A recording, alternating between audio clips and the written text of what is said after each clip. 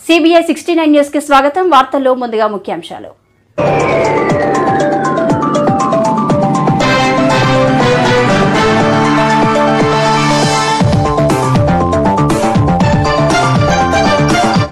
రాధాకృష్ణ గారు,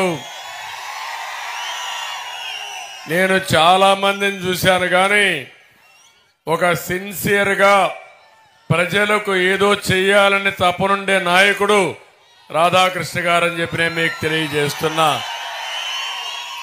ఏమీ కోరడు. మామూలుగా ఇది తండ్రి పేరు అడ్డం పెట్టుకొని చాలా మంది పదవులు ఆశిస్తారు కానీ నిస్వార్థంగా పార్టీకి పనిచేస్తున్న వ్యక్తి రాధాకృష్ణ గారు అని చెప్పి నేను మీకు తెలియజేస్తున్నా. అలాంటి వ్యక్తికి మీ అందరిని చూశాను. ఎక్కడికి పొమ్మంటే అక్కడికి వెళ్ళిపోతున్నాడు, దూసుకెళ్తున్నాడు.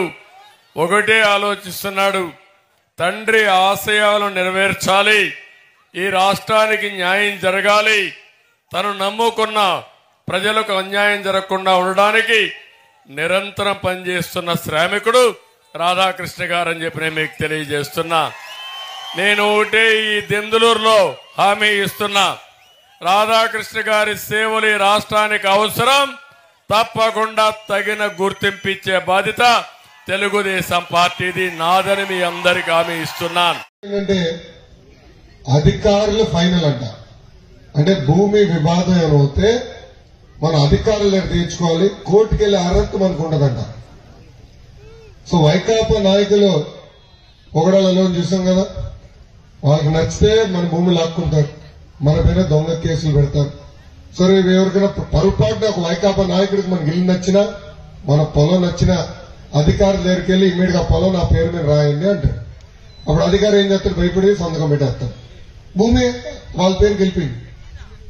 కోర్టుకు వెళ్లే అర్హత లేదు ఆ చట్టం ప్రకారం. ఇంకో విచిత్రం ఏంటంటే ఒరిజినల్ కాగితాలు, భూమికి సంబంధించిన ఒరిజినల్ కాగితాలు ఈయన పెట్టుకుంటారంట, జగన్మోహన్ రెడ్డి గారు పెట్టుకుంటారంట. మనకి కాపీలు ఇస్తాడంట. అదే ఆయన పెట్టుకుంటాడంట, జిరాక్స్ కాపీలు మనకి ఇస్తాడంట దాన్ని.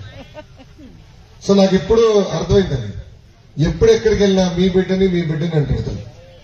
పొరపాటున మళ్ళీ గెలిస్తే తల్లి మీ బిడ్డని కదా, భూమి నాది, నాకు ఇచ్చేయండి అని లాక్కుంటుంది.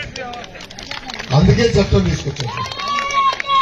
అమ్మా మీరు ఆలోచించండి, భూమి కొనిన తర్వాత కానీ లేదంటే భూమి అమ్మే ముందర కానీ ఆ భూమి పత్రాలు తీసుకెళ్తాం, దేవాలయం కానివ్వండి చర్చి కానీ తీసుకెళ్లి పూజలు చేసి అప్పుడే కార్యక్రమం చేస్తాం. ఎందుకంటే ఒక అటాచ్మెంట్, భూమి అంటే మంది, ఒక భద్రత మనకు ఉంటుందని. అలాంటిది ఆ కాగితాలంతా ఈయన పెట్టుకుంటాడంట, కాపీలు మనకిస్తాడంట.